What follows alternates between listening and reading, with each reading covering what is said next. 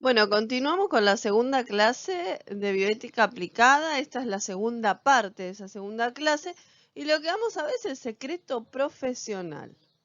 Bueno, ¿qué es el secreto profesional? Un secreto es la acción de guardar algo, de reservar algo, es la actitud de reserva, ¿no? De reservar algo que nos dicen, algo que escuchamos, algo que nos confían. Por eso el secreto profesional es una obligación de confidencialidad, ¿no? Esto es una palabra nueva y es una obligación. Y eso después va a determinar la confianza que va a existir entre el profesional de salud y el paciente. Y por lo contrario que existe en cualquier otro deber, incluso en el consentimiento informado y demás, este secreto profesional, esta confidencialidad se va a mantener durante incluso un juicio legal. Entonces, podemos decir que la confidencialidad se basa en tres pilares importantes, que son intimidad, confianza y lealtad. En cuanto a la intimidad, es el primer pilar de la confidencialidad, es un derecho que el paciente va a tener a su intimidad y que puede preservar hasta donde él crea necesario. Esto lo voy a ampliar después. El segundo, que es el derecho a la confianza, los pacientes necesitan tenernos confianza para explicarnos qué nos pasa, para que después participen del tratamiento a seguir, sean partícipes de su salud y demás. Y los profesionales de salud somos confidentes necesarios, ¿no? Y estamos obligados a guardar este secreto profesional para generar esa confianza. Y el tercero, que es la lealtad al paciente, que nos debe obligar a respetar su intimidad y su autonomía, ser leales, ¿sí? Vamos a la siguiente diapositiva. En cuanto a la actividad del paciente, bueno, actualmente y tristemente se respeta poco, ¿no? Ejemplo, los medios de comunicación que divulgan la enfermedad del paciente, cómo avanza con el tratamiento y demás, ¿no? El derecho a la intimidad ha sido históricamente reconocido de manera explícita, por ejemplo, en la Declaración Universal de los Derechos Humanos de 1948, que dice textualmente, y se los leo: nadie será objeto de intromisiones arbitrarias en su vida privada, su domicilio, correspondencia, ni daños a su honor o reputación. Toda persona tiene derecho a la protección de la ley contra tales intromisiones o daños, ¿no? Dicho esto, la intimidad admite diferentes niveles importantes a distinguir. La intimidad observacional, que se refiere al derecho de no ser indebidamente observado en su vida privada, ¿no?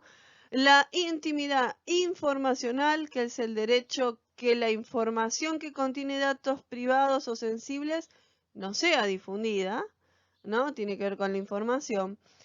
Y el último nivel de intimidad decisional, que es el disfrute de la autonomía de decisiones de la vida privada. De esta manera, observar la vida privada de otros o difundir información sensible o decidir por otros constituye una intromisión a la intimidad y violación al derecho personal a la privacidad. Han escuchado hablar del juramento hipocrático, que es un texto escrito por un médico griego, Hipócrates, que lo que buscaba es crear una especie como de credo donde se estableciera el estándar de atención para los futuros médicos. Fue creado para los médicos. Este juramento se convirtió en una de las herramientas más conocidas, más importantes y bases sobre la profesión de salud, brindando orientación sobre cómo se debe tratar a los pacientes y cómo los médicos deberían practicar idealmente la medicina, ¿no? Porque fue destinado para los médicos. Una de las partes de este texto dice: aquello que yo viere u oyere en la sociedad durante el ejercicio o incluso fuera del ejercicio de mi profesión, lo callare, puesto que jamás hay necesidad de divulgarlo, considerando siempre la discreción como un deber en tales casos. Pero, ¿quién toma el juramento hipocrático? ¿Quién hace el juramento? Bueno, el juramento fue creado y recitado tradicionalmente para los médicos, lo juran los médicos. Las enfermeras y otros profesionales de la salud no toman este juramento hipocrático, aunque pueden hacer otras promesas alineadas de manera similar, como parte, por ejemplo, a veces de ceremonia de graduación según la escuela. Una de esas alternativas de promesa es la promesa de Nightingale. Es un documento escrito en 1893 y nombrado en honor de la fundadora de enfermería moderna, Florence Nightingale, ¿no? En enfermería no hace esta promesa hipocrática en su ceremonia de graduación y demás. Lo que tiene es un compromiso de tipo ético, ¿no? Tanto enfermería como las otras profesiones de salud tienen un compromiso ético con el paciente. Hay 3 clases de secreto profesional. El primero es el secreto natural. Este secreto natural es independiente de todo contrato, se va a expandir por lo que se ha descubierto en forma casual, o por investigación personal, o por confidencia, me lo confiaron, y no se puede divulgar. Aunque el depositario del secreto, aunque yo como profesional no haya prometido guardar el secreto, estoy obligado a callar, en virtud a un precepto moral, ¿no?, que me prohíbe perjudicar a los demás sin ningún motivo o razón. Estamos hablando acá del principio de no maleficencia, no hacer daño. Se está obligado a guardar el secreto a menos que una causa justa permita descubrirlo. Esto, cuidado, porque entra todo un tema bioético donde en ciertas circunstancias hay un límite para guardar el secreto profesional. Ciertas circunstancias límites que ponen en riesgo, por ejemplo, la población o la vida en particular de otra persona, o etcétera, ¿no? Es un tema para debatir bioéticamente en casos particulares. El secreto prometido, que es el segundo secreto, acá estamos, nace de un contrato, o sea, no es un contrato escrito, ¿no?, sino que es un contrato más bien ético entre el paciente y el profesional de salud, donde se guarda la promesa de guardar silencio una vez conocido la circunstancia, el hecho, ya sea por casualidad, por investigación o por una confesión que nos hagan, espontánea o provocada. Acá, si se descubre que el hecho que se prometió guardar no es lícito, o sea, no es legal, no es lícito, es ilícito, la promesa puede quedar nula. O cuando el depositario, cuando el profesional de salud no pueda guardarlo porque se expone personalmente a un grave prejuicio, también, porque los límites de la obligación habitualmente son los mismos, tanto para el secreto natural como para el secreto prometido. Esto también es un tema a debatir en bioética. ¿Hasta cuándo son los límites del secreto profesional? El último secreto es el secreto confiado. Este ya se genera una promesa previa, ¿no? Hay una promesa hecha antes de que nos confiesen algo. Por ejemplo, el médico que hace el juramento hipocrático en el que promete no divulgar información, mantener la intimidad del paciente, preservar la intimidad del paciente y demás, guardar el secreto profesional, se hace una promesa previa a recibir la confidencia. El secreto pasa a ser estrictamente confidencial o meramente profesional, ¿no? ¿Cómo es el secreto profesional en enfermería, entonces? Es una obligación ética, es una obligación moral de no divulgar información sobre la vida de las familias. A veces los pacientes se sienten más cercanos a nosotros, más confiados, nos cuentan más cosas que tal vez no se las haya contado al médico o cualquier otro profesional. Y si bien nosotros, como les conté anteriormente, no hacemos ese juramento hipocrático que hacen los médicos, es una obligación ética nuestra no divulgar información sobre la vida del paciente, datos del paciente o confesiones que nos hagan. Y acá entran en juego los diferentes tipos de secreto que vimos anteriormente, ¿no? Hay algunos ejemplos, ¿no? Donde se viola la intimidad del paciente. Son algunos ejemplos donde el derecho a la intimidad de las personas o el secreto profesional es violentado. O sea, a veces, ¿qué sucede? Se revela información de una tercera persona no involucrada en el cuidado del paciente. Se revela, por ejemplo, la estadía en el hospital o centro de salud de una persona famosa o conocida. Bueno, ahí también se está violando el derecho a la intimidad, ¿no? Por más que sea conocida y famosa, hay que respetar su derecho a la intimidad y al secreto profesional. A veces, ¿qué sucede? Se obtienen imágenes, fotografías, filmaciones sin el consentimiento del paciente. Ojo, cuidado con esto. Para dar una clase, por ejemplo, o para exponer un caso. Se consultan datos en cualquier documento clínico sin intervención de prestar asistencia sanitaria e investigación. O sea, por el solo hecho de recaudar datos, en el caso de enfermería, cuando no tengo que brindar cuidados específicos a ese paciente. Se abandona la historia clínica de manera que cualquier otra persona puede tener acceso a esta. O sea, dejo abierto el sistema, no lo cierro, lo dejo abierto el sistema, no cierro el programa, si está todo computarizado, o en el caso de que no esté la historia computarizada aún, la dejo descuidada, ¿no? La carpeta descuidada. Y cualquiera puede tener acceso a esa, no estoy resguardando la intimidad del paciente. Con esto nos queda claro que no podemos dar información clínica a una tercera persona. Pero esto se suele complicar. Es muy frecuente que los hijos de los padres se interesan, quieren saber, como dije antes, o familiares quieren saber, están interesados en el progreso de salud de la enfermedad de su familiar, y no se debe caer en esto, ni tampoco facilitar información, a no ser que dispongamos de autorización explícita o implícita del paciente. Explícita, o sea, el paciente ha firmado, o implícita, el paciente me ha dicho verbalmente, pero igual hay que registrarlo, ¿no? Todo esto tiene que quedar registrado en algún lado, porque si no podemos tener problemas legales.